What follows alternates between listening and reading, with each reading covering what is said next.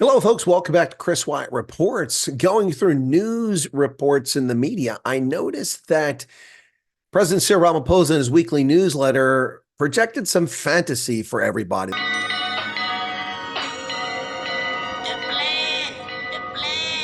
Let's talk about his fantasy. In his weekly newsletter, the president detailed how South Africa's budget takes the country further along the path of reviving the economy and rebuilding state institutions in at least three important ways. Is Trevor Noah writing his script? Oh my goodness.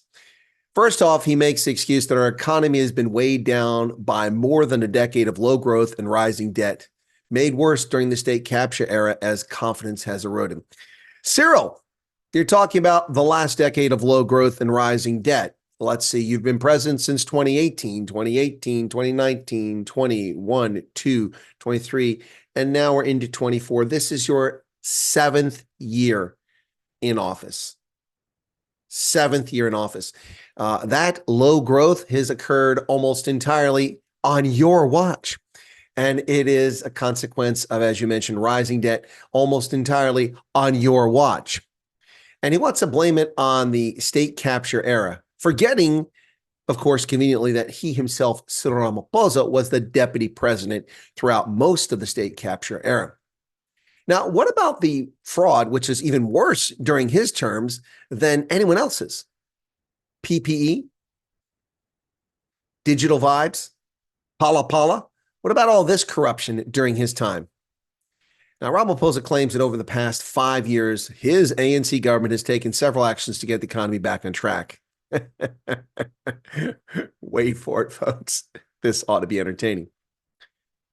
We've implemented far-reaching reforms in the energy, logistics, water, and telecommunications sectors to address the binding constraints on growth. Really? What exactly are those reforms? Dividing Eskom into three state-owned entities with three patronage boards of directors, and all three of them entirely dependent on the other two in order to conduct business rather than privatize it. That's the reform you've put in energy? That is going backwards, not forwards. What reforms have you put in logistics? The rail lines are ripped up. The electric that's tied to those rail lines is gone. They're actually tearing up the rails in many parts of the country, including in Northwest Province. Water? Fewer South Africans have water today than before you became president. And those who have water are getting cholera in Hammanskraal and other places around the country. Telecommunications? Wow, would this be the same ANC government whose ICASA banned? Well, they didn't ban, but they tried to shake down Elon Musk and Starlink for 30% equity to be given to people based on their participation in the development? No. Based on their expertise? No. Based on them purchasing 30%? No. Oh, that's right. You have to give, if you're Elon Musk and Starlink, 30% of the equity in your South African venture to people because they're, well, as was said on Lethal Weapon 2, but you're black because they're black. Really? Don't you think that's just a little bit racist and stupid and self-defeating? What telecommunications sector reform have you done? The constraints on growth in South Africa are almost entirely a consequence of idiotic, communist-inspired macroeconomic policies and race-based segregation of the economy in South Africa by the ANC. Now, the next one is even funnier. We have created a stable macroeconomic environment to encourage investment. We have expanded public employment and social protection to create jobs and provide an income for those who are unemployed. Excuse me, Franklin Roosevelt. Expanding public employment does not create jobs. It steals money from taxpayers or buries people further in debt to give handouts to people under the guise of employment. That's not employment. And social protection, what, giving welfare to people who don't have to earn it? How exactly does that protect society? It does not.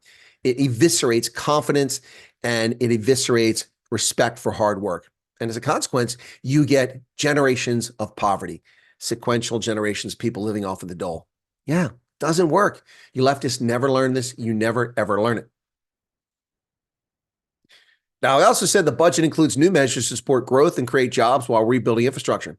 Sounds good.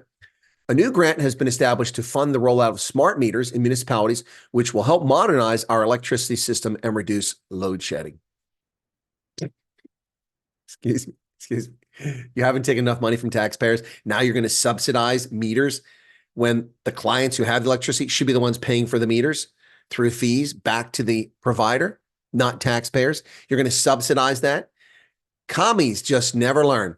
And the ANC continues to destroy South Africa's economy every single day. Well, there you have it, folks. Cyril Ramaphosa reacts to Enoch Gondwana's budget, and it's nothing but fancy nonsense. Munir Palapala wouldn't know how to run an economy if it smacked him in the head with a wheelie bin full of cash. Wait a second. Wheelie bins full of cash? We should go to Palapala. Look in the sofa.